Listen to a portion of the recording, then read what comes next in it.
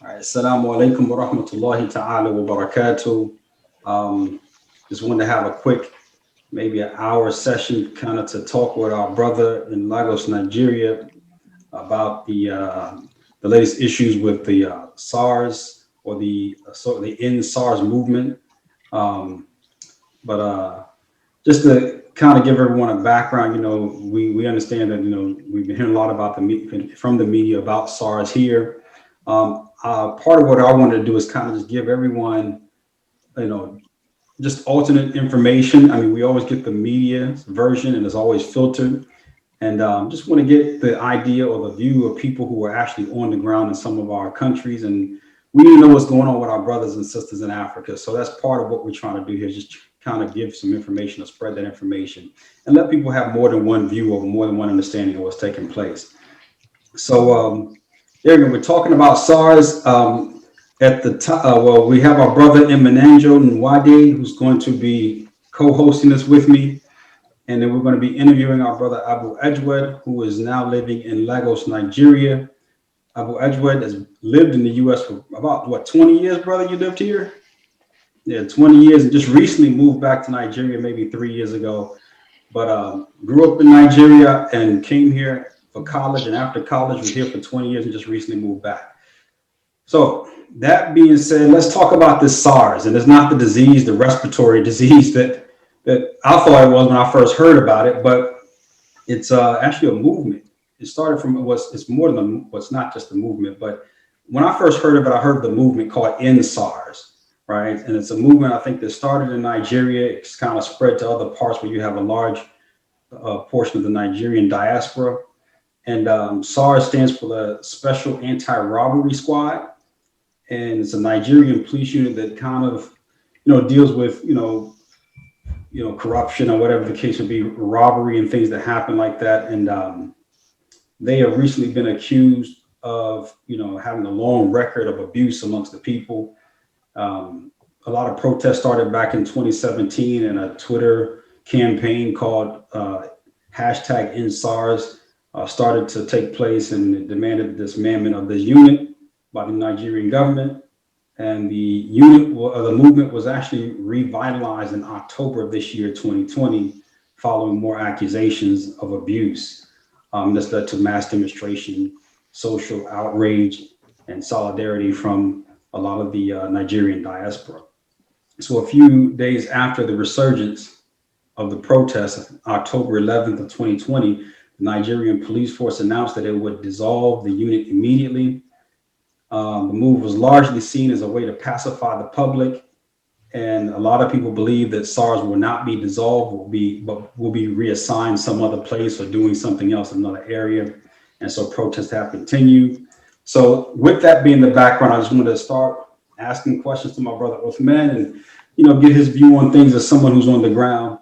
And first question, brother Uthman, Abu Ajwad, would you go ahead and kind of just give us a background on why SARS was created in the first place? I mean, what led to, SARS being started in the first place, and when did it actually start? Assalamu alaikum. Thank you very much, Brother Ali, and also Brother Nwadi on the call as well. SARS was created out of necessity.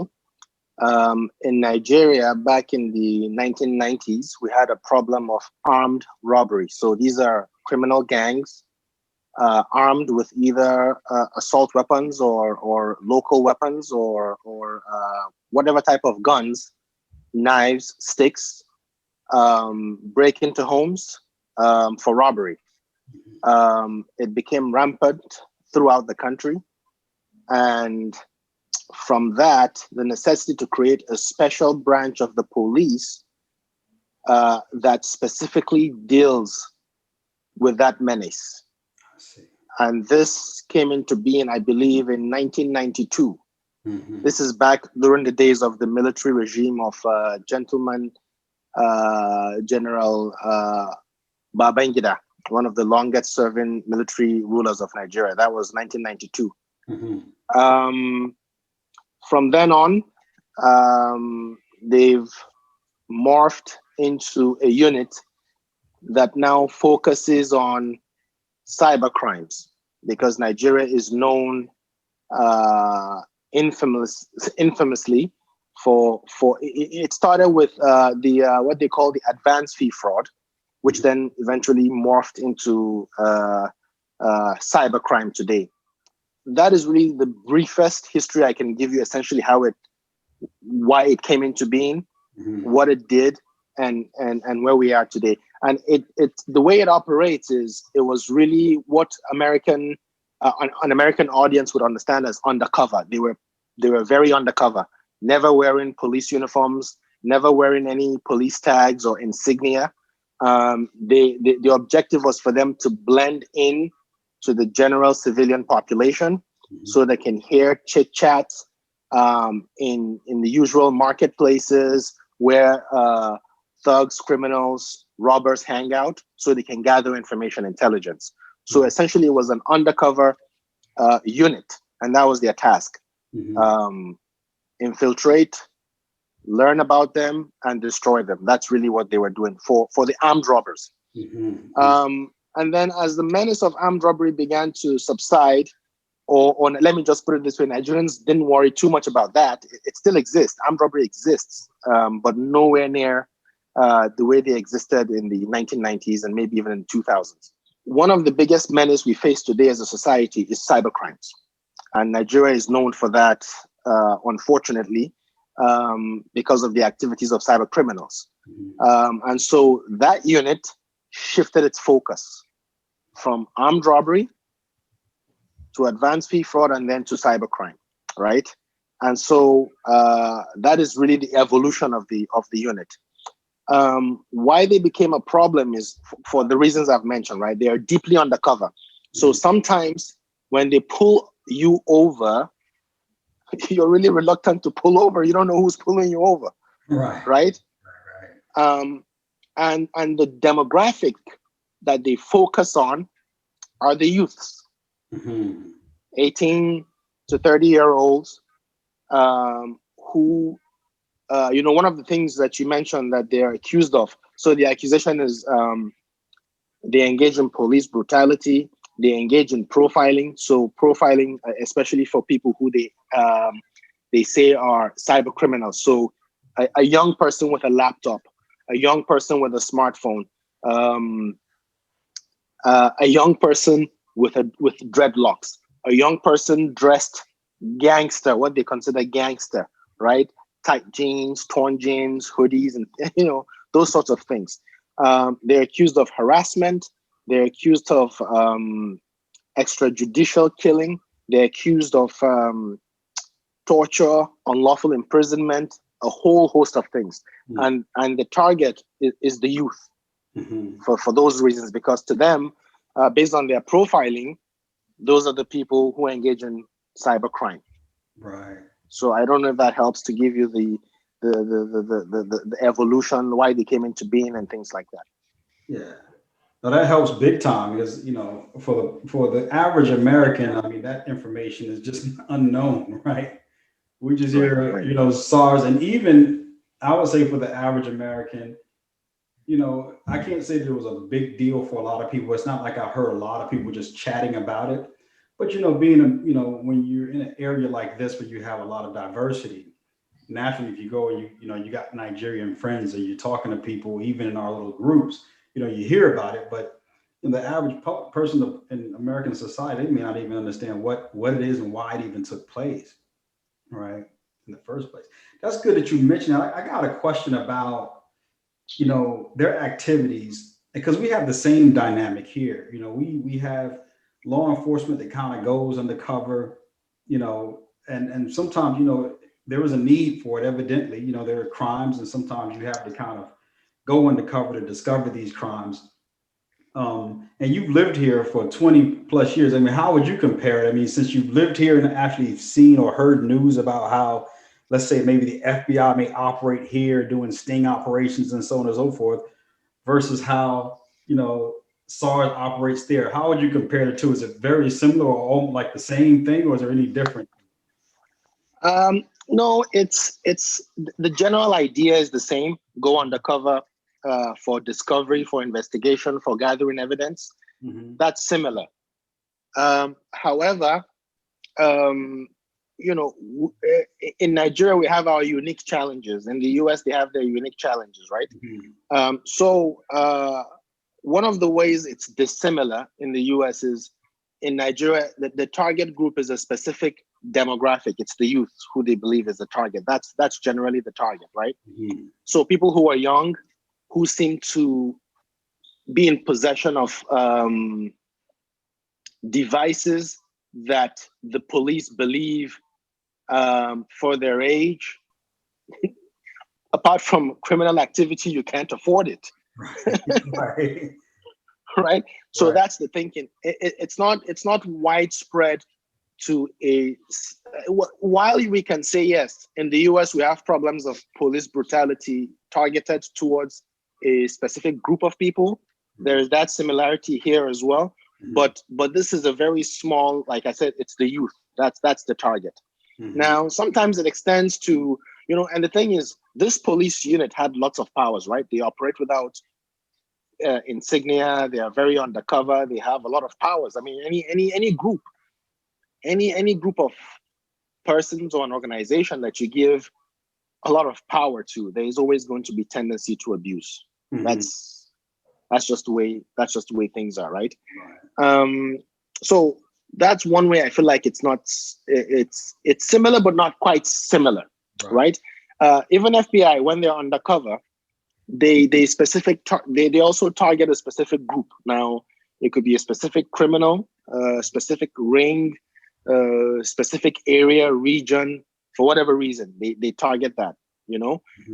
That's one way where I can say it's similar. But in terms of the other issues where you say, okay, they're targeting a whole class of people like blacks or Italians with the mobs, or that's not the way it works. It's just youth. And for Nigeria, the quickest way I can describe that is through tribe, right? You might say, oh, are they only targeting the Hausas, or are they only targeting the Yorubas? Or no, it's just you're a youth and you know, you're just a target. You're just profiled that way. Let me put it that way. Yeah.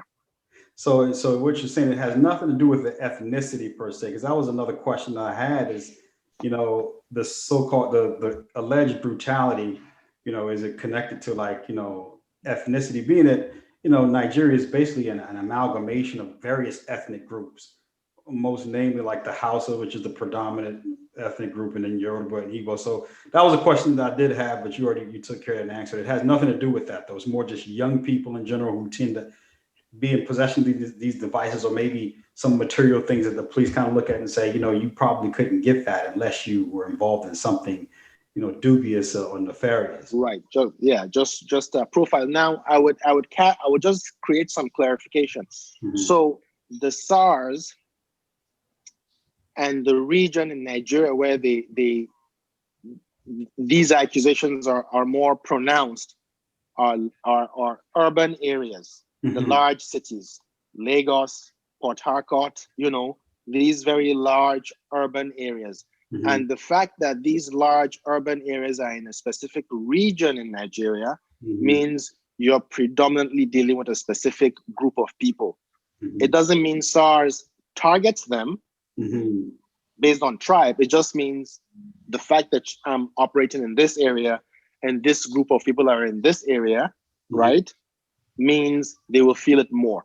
And I can tell you that the entire End SARS movement, while it appears it has a actually in Nigeria, there's universal agreement that police has a lot of issues, right? Due to from their training, to their personnel, to a whole host of other things, corruption, bribery, extortion, all these things. There's general agreement. But up north, you'd be surprised to find out people actually don't want SARS to be ended. Right. Because the way SARS operates in the north is slightly different from the way they operate in the south. And it's not targeted because of ethnicity. It's just where they found themselves. I'll give you an example.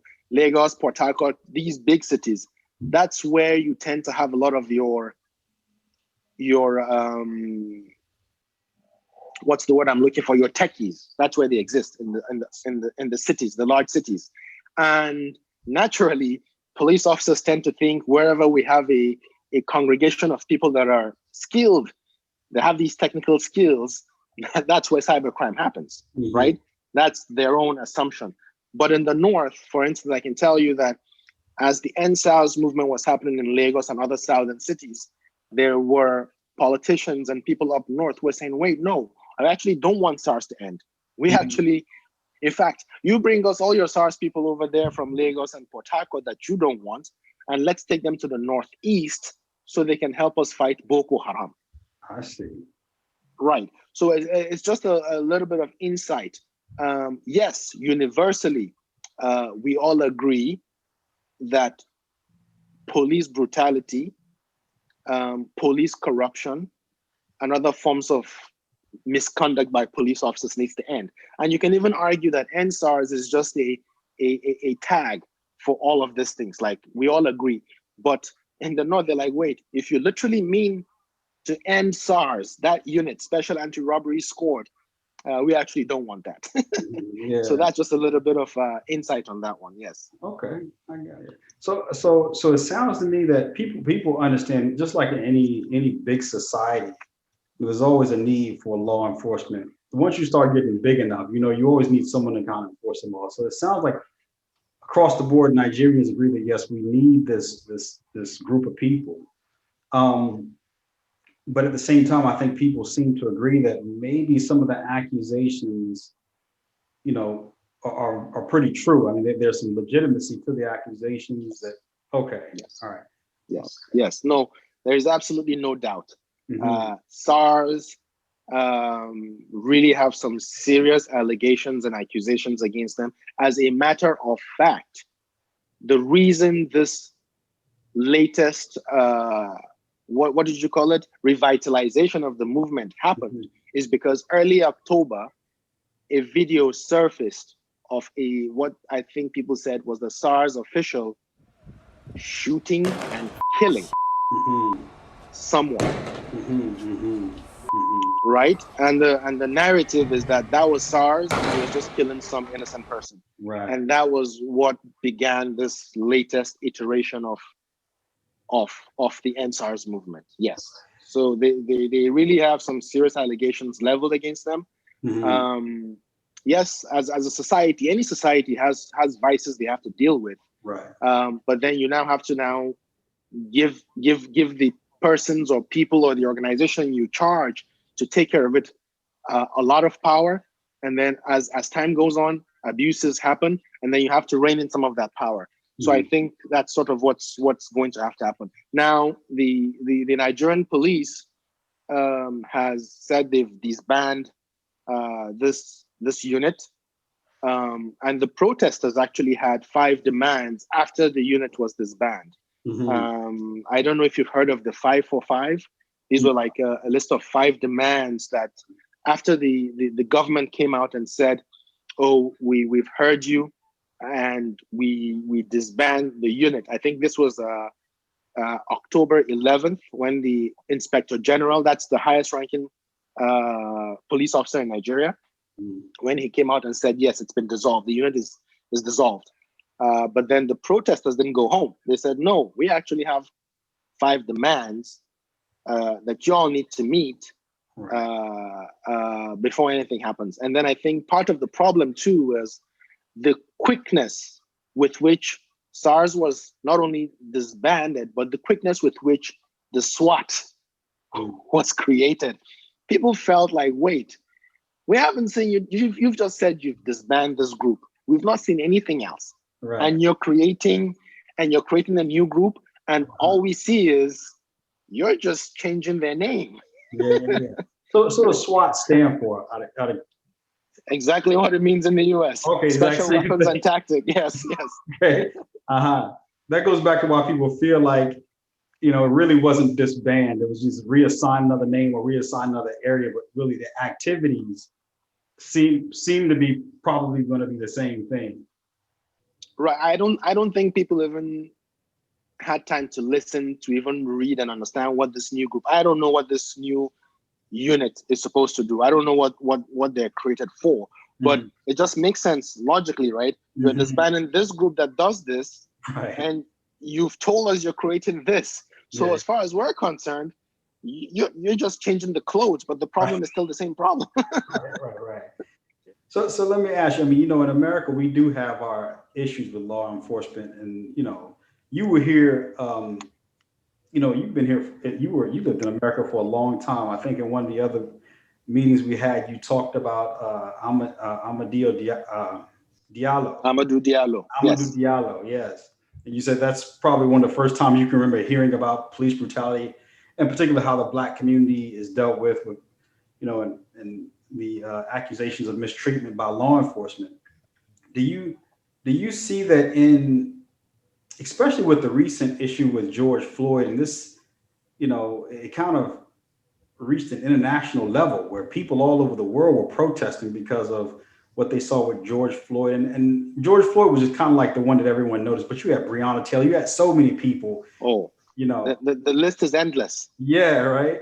So this whole international movement, do you feel that this resurgence of the end SARS movement is connected to the Black Lives Movement, and even if it's loosely, not necessarily organized, like connected, but that, I guess, sentiment of just injustice from law enforcement, do you feel like it kind of trickled over a little bit in Nigeria, or at least kind of stoked it again? Or I certainly think the consciousness exists, yes.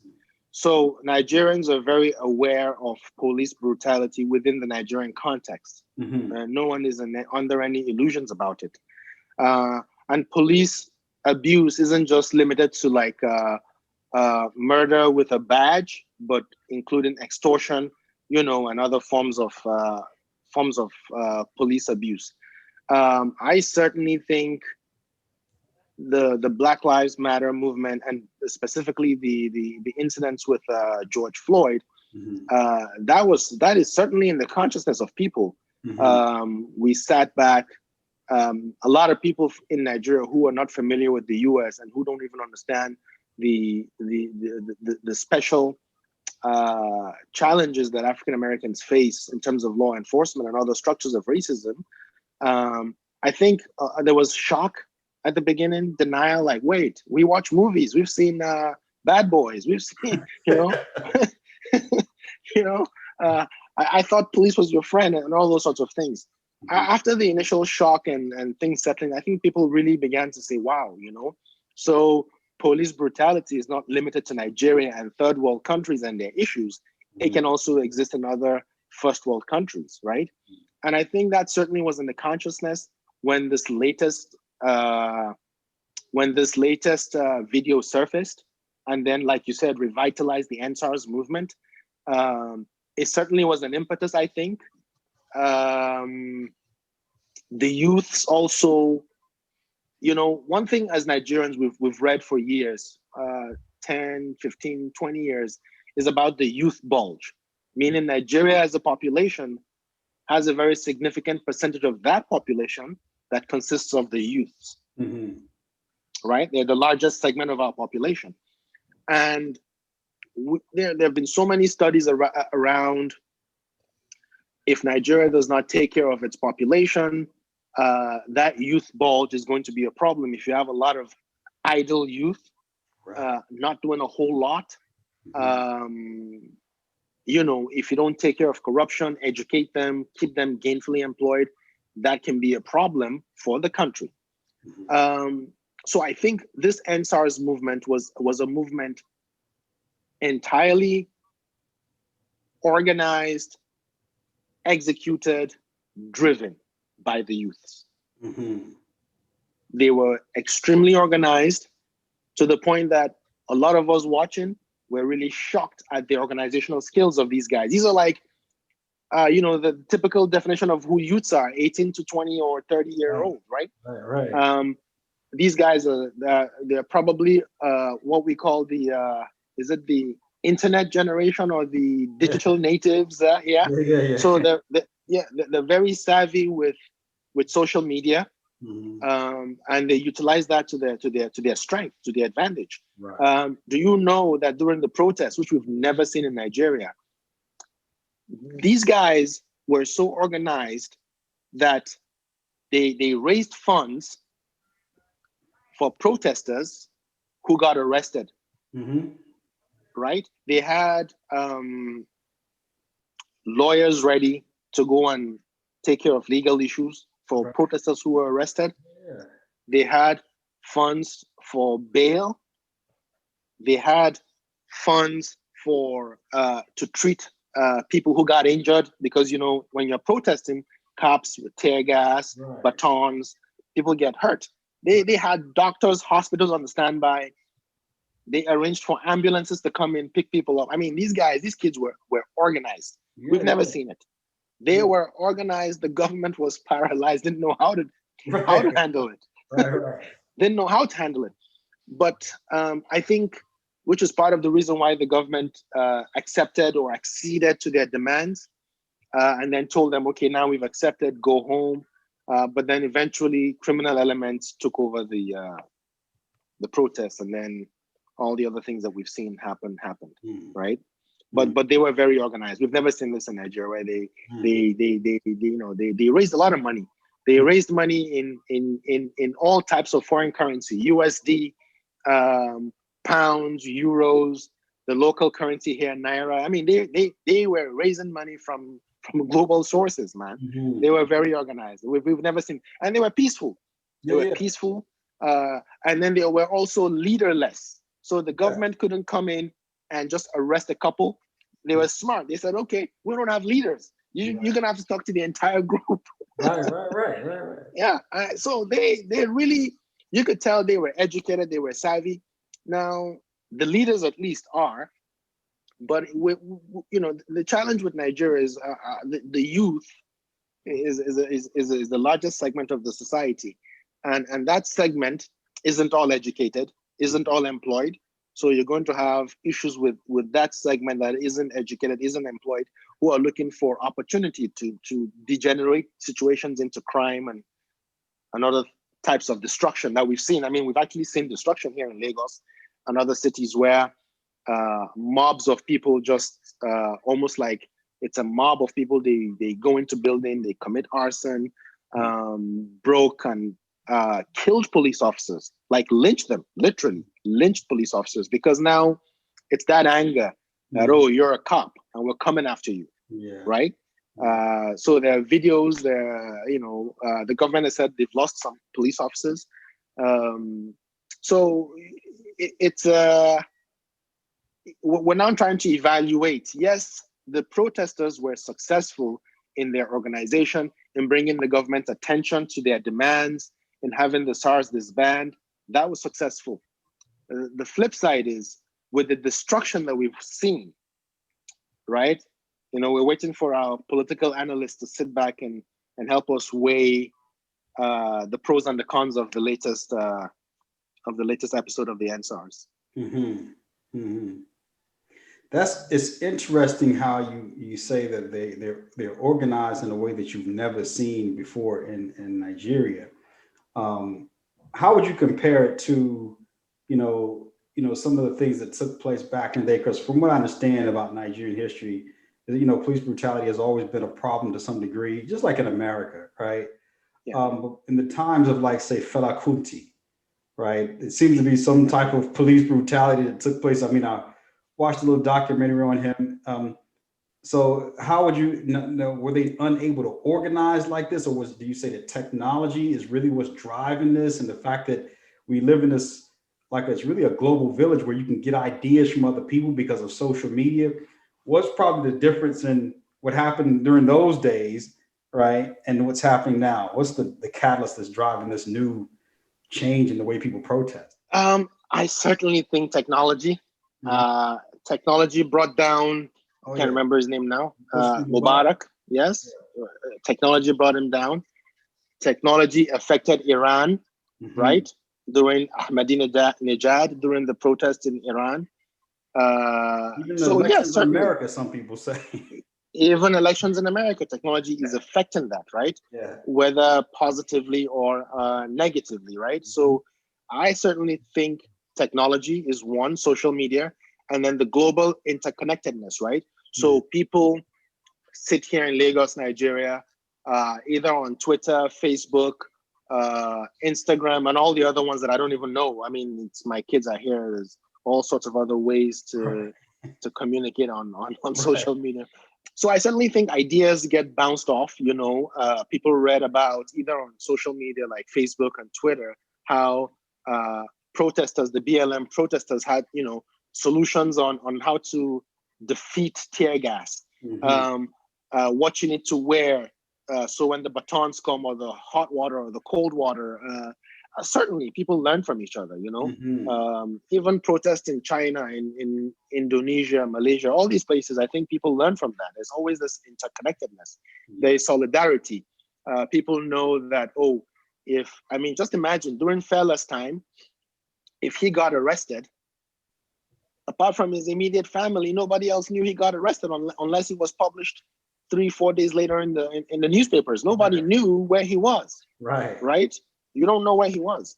But right now, as you're being taken on a ride to the police station, you can live Facebook. What did they call it? Live stream. Live stream. Yeah. So it certainly helps. And also the youths, they have numbers. They view things from the same prism, right? For them, they've never known a Nigeria that functions. For them, that's the way they think, right? For them, everything is about corruption, and so there's something about youthful idealism, right? You're young. You can risk a lot of things. You and me, they say come out and protest, you start thinking, right? I've got to go to work on Monday. I've got a family to take care of. There's a little, so the youths are a bit more daring, right? Just the nature of youths. You feel you boundless energy and strength, and you feel like you can change the world. And in Nigeria, that is a large segment of the population. And like I said, I think what's going to come out of this SARS movement is the youths are going to realize their strength and their voice. I think they have. Yeah. They brought the government to a standstill on this issue of SARS. The government was finding it difficult to articulate the reasons why we needed SARS. Right? It's really powerful.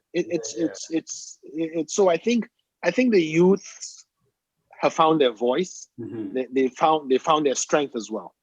So we just need to wait and see what comes of this newfound strength and voice. Will they just be disruptors in the negative way? Just everything, let's go out and protest because we can mobilize, or will they be disruptors in a positive way, meaning let's get into the political system, let's get into the professional world and begin to change things from the inside out. I don't know. It's something we're going to have to wait and see, but I don't know. I guess this is more of a yes or no question. You can elaborate on it if you will. And I think, kind of the answer may be very obvious, but how do you feel that some type of a connection or coalition between, and I say Black Lives Matter, but there are different 4 or 5 different organizations that make up what we call Black Lives Matter, right? But the ones that focus more so on the police brutality and corruption or whatever the case may be in America. Imagine if there was a coalition between these youth that you have in Nigeria, right? And these groups that focus on police brutality in the U.S. and trying to correct that wrongdoing. Going forward, to me, it just sounds like something very powerful. It would be very powerful because the BLM movement has brought consciousness to the world about the internal dynamics of what happens in the US in terms of structures of unfair treatments of segments of society, right? Racism, otherisms, right?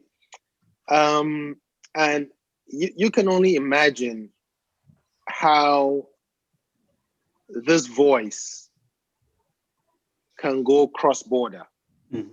and be amplified. It's very powerful. No government would be comfortable or think this is easy. They're going to have to face it some way or the other. It certainly it can be a powerful force or tool. It certainly can be. We see how social media disrupts things anyways, right? For good or bad. The US elections, fake news, issues around fake news. Right. Someone can create a narrative around something and it spreads. It can create civil unrest. It can create panic. It can even create war. I mean, I have no doubt, right? Yeah, That civil war. But certainly I think it's very powerful, you know, if let's say the youths in Africa decide to unify and use one voice to help amplify police brutality, you know, with BLM. I think it certainly presents a very powerful voice. I certainly think so. Brother Osman, assalamu alaikum. Wa alaikum salam. You've been very quiet. Yeah, I just had maybe 3 questions concerning the origins of the corruption. Like, a lot of people are blaming the president for the SARS corruption. So I was wondering, how, from what you know, how true is that? Is there any connections? But is it true he could possibly have some direction towards how SARS deals with the community, or is that really something that's not really a part of his day-to-day interactions? Yeah, how much control does he have over this law enforcement agency, or none at all? Nigeria's president has a lot of presidential powers, but this president has shown his affinity for delegation. He doesn't interfere in a lot of things. He can certainly direct, but in terms of corruption is as old as Nigeria itself. Corruption predates Nigeria as a country, right? So it's very difficult to blame any one administration to say they are responsible for corruption, right? Because corruption has infiltrated and has spread into virtually every fabric of Nigerian life. Whether you want to or you don't want to, you may even engage in corruption without even knowing it yourself sometimes, right? It's just the way things are always, you know. The bureaucracy is so difficult that you almost need to seek favors to get things done. So it's simplistic. Yes, what my response to that is it's simplistic to say he's responsible for corruption, because corruption predates his administration. The police, like I said, the SARS was created in 1992. The SARS movement and people coming to the realization that there is police brutality dates back to the 70s, like Brother Ali says, during Fela Kuti, right? The same charge: extortion, illegal imprisonment or unlawful imprisonment or detention, right? Extrajudicial murder, harassment. Like it's endless, right? It didn't start with this presidency. It probably won't end with this presidency. Where I think the youths should hold this administration's feet to fire is to say, we need to see changes. We need to see changes. We don't want you to just change the name of an organization. We want to see changes, and we want to verify and validate those changes. I think that's more constructive than saying, oh, you're the reason for corruption. That's not true. Factually, that's not true, right? Because it predates the president. Now, you can probably say each administration contributes over the years some way or the other in corruption, right? Some have tried to push back and fight it, more so some than others, right? Nigeria as a country has so many other challenges that sometimes when you start prioritizing things, some things fall through the cracks, like they say, yeah? I'm not trying to excuse the government, but I'm just saying it's simplistic to say, oh, the government is, I blame the government for corruption. Yes, government is corrupt. I can't take that away, right? But that has been true ever since I've been alive, that the Nigerian government has a lot of corruption. There's nothing I can do about it, right? But as individuals, but especially for the youths, right? With the newfound voice and power, right? I think they need to hold the government to account, which is what my generation, our elders' generation, our fathers' generation couldn't do, but they are able to do with social media and the power of amplification, right? So, I think that's going to help them. And the only way is to say, okay, you've promised to do this, and then hold their feet to fire. I think that's probably a way forward for us as a country, than just saying it's the fault of ABC. That's my perspective. Okay, no, yeah, I guess one other thing, like one thing that leads to grease their palms if they're not well paid or something like that. So I was wondering how much, with SARS being a elite task force, are they getting paid like a living wage, or is by extortion or things like that? Is this a way that they can supplement their income if it's not sufficient? I think generally, the Nigeria police force generally probably can do a whole lot better with better welfare, generally, from their training to the pay they earn, to their equipment, right? I think they can do well. You can argue that yes, because of inadequate pay, extortion is a way to supplement their income. That argument exists, and it's probably true. There's some truth in that, right? By the way, the 5-for-5 demand from the youths includes increasing the pay and general welfare of police officers across the board. Wow, yeah, that's good. So the 5 demands that the youths were asking for, I think, now I might be off, so don't quote me on this, okay, but we can quickly look it up and search online. Is what they call the 5-for-5. 5, number 5, FOR 5. So the first one I remember is that the government needs to release all protesters. They need to release them. That's the first demand, like release all protesters. The second one is justice for all victims, all the deceased victims of police brutality, and compensation to their families, right? The third thing I think was that they want an independent body constituted to investigate the police or something, police misconduct or something like that.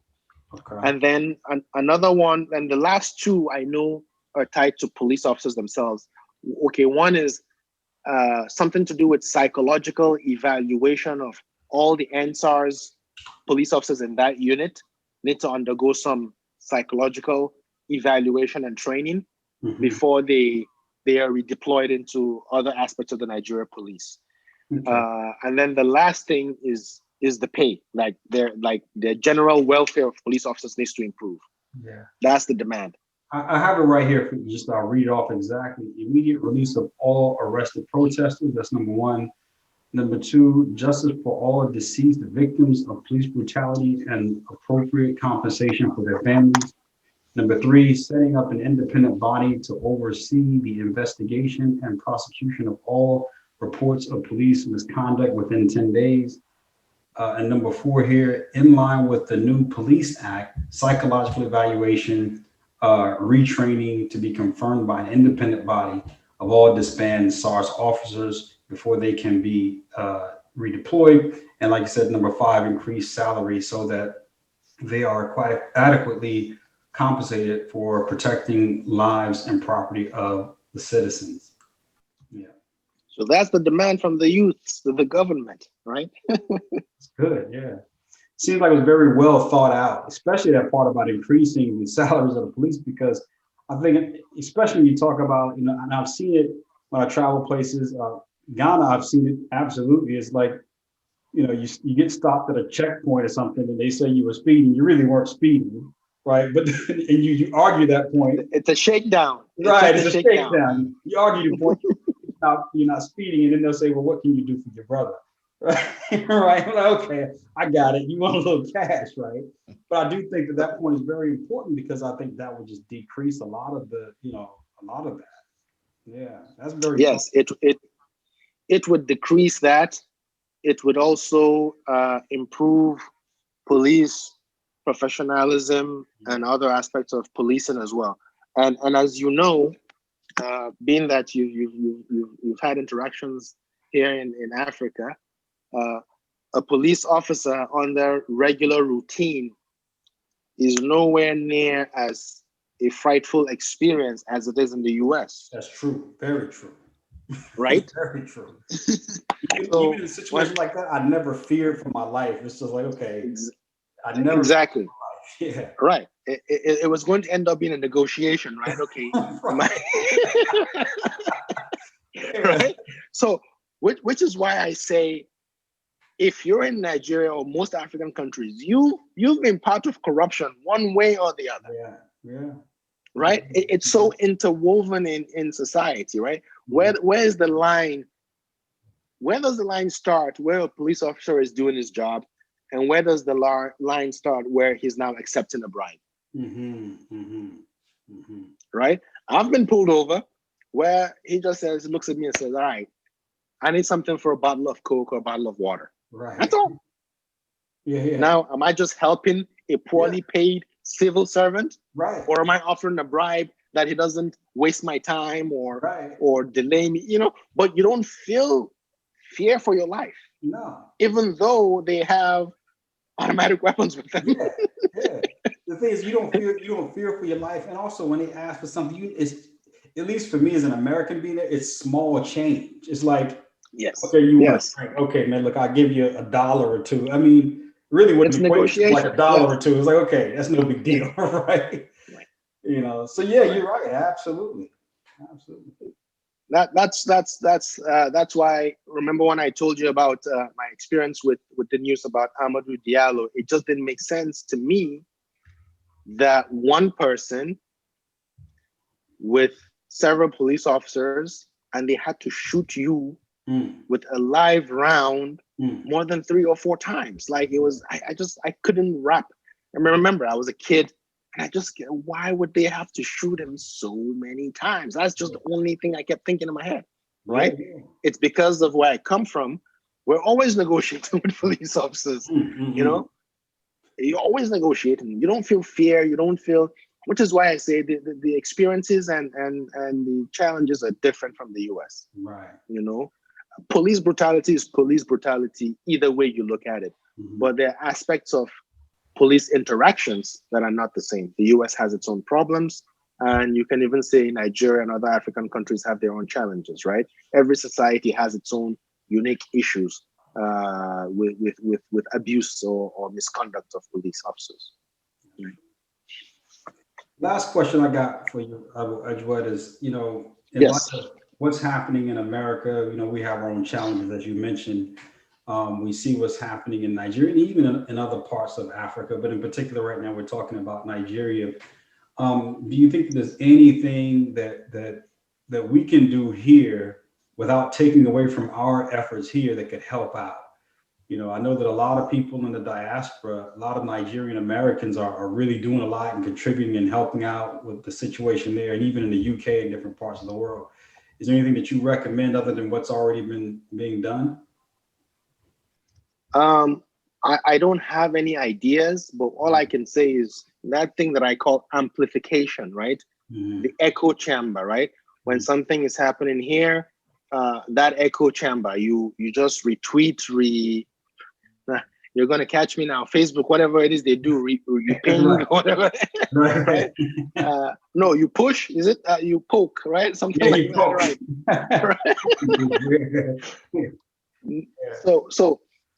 So for me, I call it amplification, right? You just have to make it louder, amplify it. it ties into what you said about the BLM movement and the wider African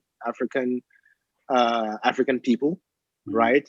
To build solidarity, to build understanding, to begin to come closer, to pay attention and realize that the plight of African people of African origin, have similar challenges everywhere, right? And we have similar challenges everywhere.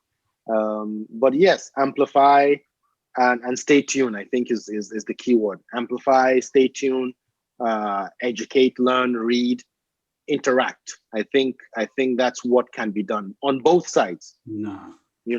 On both sides, so when you hear about an issue, as long as you can identify that it's a problem, whether it's police brutality, corruption, something, and you realize, oh, people are crying over this, amplify it. I'll give you an example. If you do a quick search on Twitter and you do a search for, there's a group called, I think it's the Feminist Coalition on Twitter. They are one of the groups that raised a lot of money for the protesters. I think they're called feminist _CO, if I remember, on Twitter. And I think as of 2 days ago or early last week or so, you would see they had a summary of how much money they got and for all those things I mentioned, right? There's also a lady called Abudu is her last name. I can't remember her first name. She also helped to mobilize, lawyers, funds, and things like that. Yeah. Did you find it? Yeah. So for medical, it looks like in SARS response, medical looks like, well, that's a lot of Naira. That's like a 20 million. Yes. I don't know how much that is in American dollars, but yeah, more than 20 million Naira. Yeah. So this is a Nigerian. Okay, I see. Young Nigerian feminists formed on July 2020 with the mission of campaigning for equality. It's just the feminist movement. I don't know who they are. I don't even know what their ideology is. Right. But the point is they got on this bandwagon to try to help. And they brought their technical skills, their social media savvy to raise funds. So like you said, how can people in the US help amplify? And with groups like this that can exchange currency, I even think they accepted crypto. I might be wrong. It did show up. I think I saw something about crypto, and wow, these kids are really something else. Yeah. Right. They got US dollars, looks like Canadian money, the British pound, euro, Bitcoin. I mean, they accept everything. And actually, another thing about the power that I said the youths have found out is there is a is it an app or it's called Flutter Wave. I think Flutter Wave was either a middleware, an app of how people send currency, like do transfers, and the central bank in Nigeria, I think, tried to put a halt to that flow of funds. And then the kids said, "Oh, the central bank has stopped Flutter Wave from sending funds." And kids were like, "Okay, maybe we'll change our attention to the central bank." And they're like, "No, we're not doing any of that." Yeah, they're really real tech savvy. So yeah, you might want to be careful when you deal with it. Right. So they took their hands off, and then the funds kept coming. But I could see the hand of the government trying to put a stop to the funds flowing. Right. Oh, by the way, yeah. And also the protesters also had a makeshift charging station where you could charge your laptops, your phones. These kids were organized. These kids were organized. Yes. Very. They even had private security because once the SARS, once the government said they had what do you call it? They had banned SARS. There wasn't a lot of visible police presence around, and so these kids were getting worried that hoodlums and hooligans and criminal element might come and take over there, and some of them hired private security in some of the venues. So these kids were organized. They really, it's something we've never seen. I've never seen in Nigeria. I don't know if if BLM has done something like this Mhm. or other groups, but this is really something new for me. I've never seen this. It looks like we've reached our time. I said it would be about an hour, and I just want to keep it at about an hour, inshallah. All right. I give a little bit of insight, no matter how small. No, You know. alhamdulillah, brother. I really appreciate you. I mean, there again, you're on the ground. You got more insight than what we have here. We get everything is filtered through the media, and I can't say that it's a big thing in mainstream media. You hear about it in spurts here and there. So I really do appreciate you taking your time and kind of explaining it to us. And I do think that it's very important for, like you say, people of African descent all over the world to kind of understand what's going on with each other, right? I think that's one of the things that's kind of kept us back for so long is that we have issues here in America. Brothers in Africa have no clue about it. They think we're living this life, like, and even vice versa sometimes. A lot of times we look at Africa and think that, hey, we have our ideas about it. And that communicating and that learning and just understanding what's going on with each other, I think really helps solidify those unions. And hopefully, we'll see some positive change come out of it, inshallah. May Allah protect us from any type of evil and just give us goodness in this life and the next. Ameen.